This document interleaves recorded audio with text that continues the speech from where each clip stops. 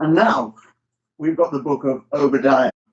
Obadiah is the fourth book of the 12 minor prophets of the Bible. It's the shortest book of the Old Testament.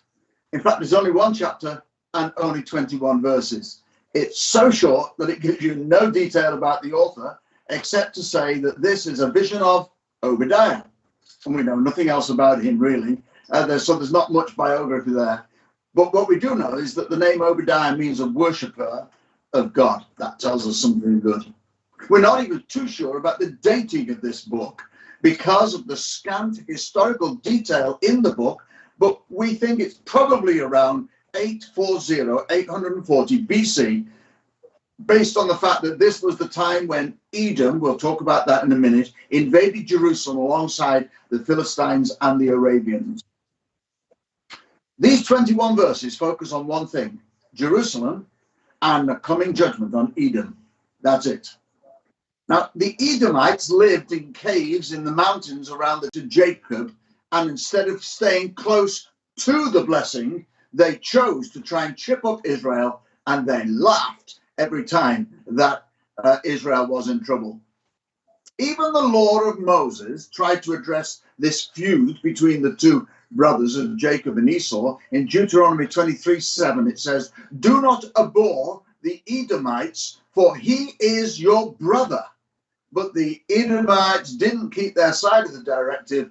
They wanted to put the boot in every time they could because they were still angry for having lost the blessing. Edom gloated with pride about its own security. They were living up caves in the mountains, and they thought they were safe. They gloated every time they saw Israel being devastated by foreign powers. They laughed. Edom went as far as actually fighting alongside Israel's enemies. And you know, when you do that, and they should have known it, it was clearly going to bring the judgment of God. And this book, the vision of Obadiah, is Obadiah saying to Edom that they would be destroyed and Israel would be delivered and restored because they were the people, the land. God tells the Edomites that because of their pride, because of the pride of them as a nation, that they would disappear into history and they would become one of those prime examples that Proverbs 16:18 talks about when it says, "Pride goes before destruction and a haughty spirit before a fall." So this story, the story in this one chapter is simple. Pride, always destruction. The story is clear. Edom should not have rejoiced when things didn't go well for their brothers. They should have helped. They shouldn't have harmed them. They shouldn't have seized their wealth. They shouldn't have spoken against God's anointed. And now the wrath of God was against Edom because of that. On fire and consume it. And then the final words of the book, the very last few words of the book in verse 21 says, "And the kingdom will be the Lord's." You know, I love the idea that in the end, God always wins, or will always win. But also the serious message of this book is you can't mess about with God and his anointed people and get away with it. A time of reckoning will come, and it was about to come for Edom. So what is my key verse?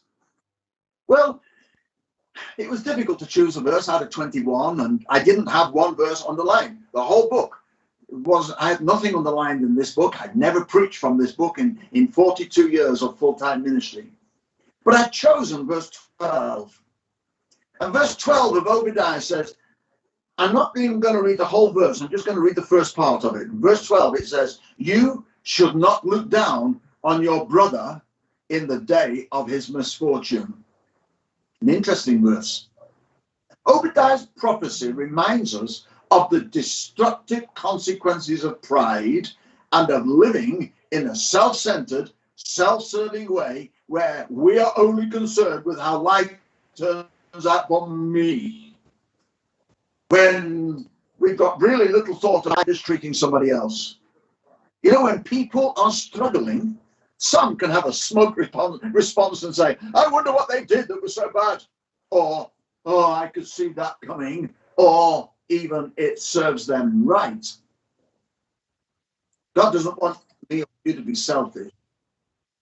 God wants us to be in a place where we love people around us. The Edomites should have loved their brothers.